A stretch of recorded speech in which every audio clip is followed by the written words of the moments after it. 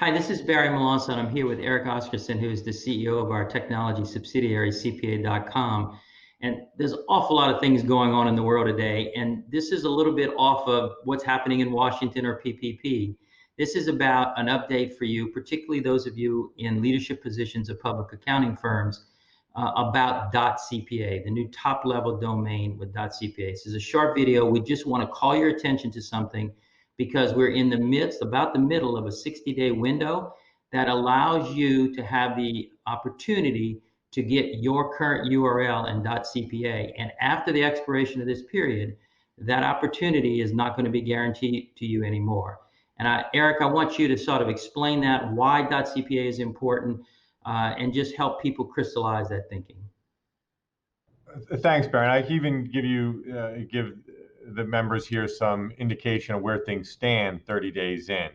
So first off, yes, we're in this early application phase, and we thought hard about how to do this in a way that allowed firms to protect their existing digital brands. So in this 60-day phase, you are able to register your existing .com URL, website name, in .cpa.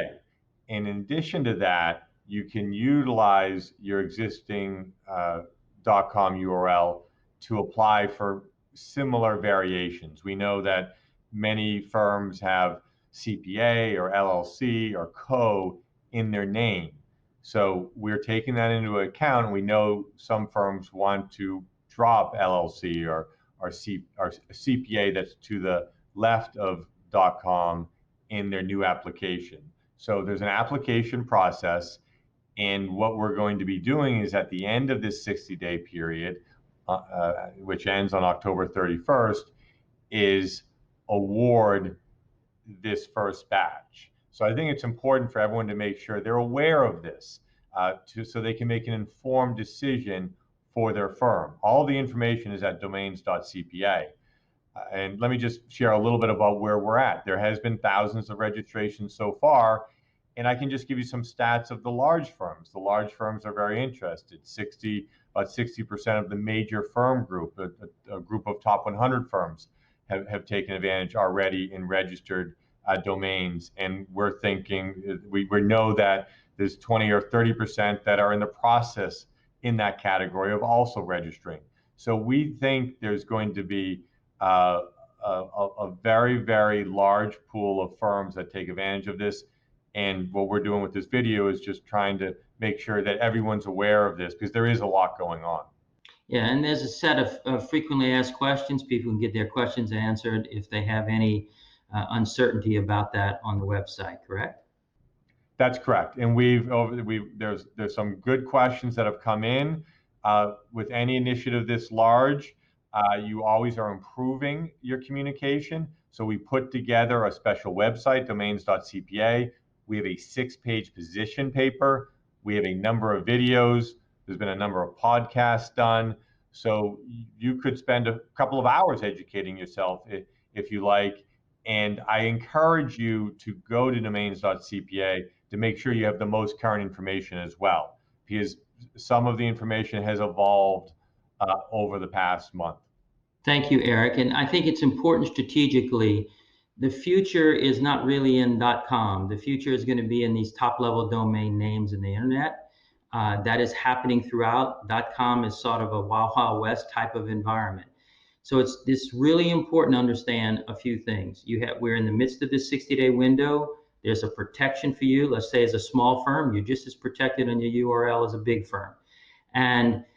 But after that 60-day window, then what happens, because the internet is global, this starts to move into a different environment. Now, it will only be licensed CPA firms, but they could be licensed in other countries.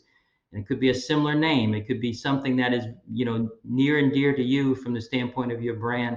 And so you need to think about that. This is an advantage, an opportunity in a window that's reserved to you, but it doesn't last forever. And that's why we really wanted to put this video together, to just call your attention to that end of October timeline, and to at least ask you to really consider it, because we think it's a long-term issue. Barry, just will add one more element, because we've been talking a lot about the firms, and this early phase is for licensed firms. Starting in January, there'll be a general availability phase for licensed CPAs. So if you're a licensed CPA in business and industry, at that time you'll be able to register a domain.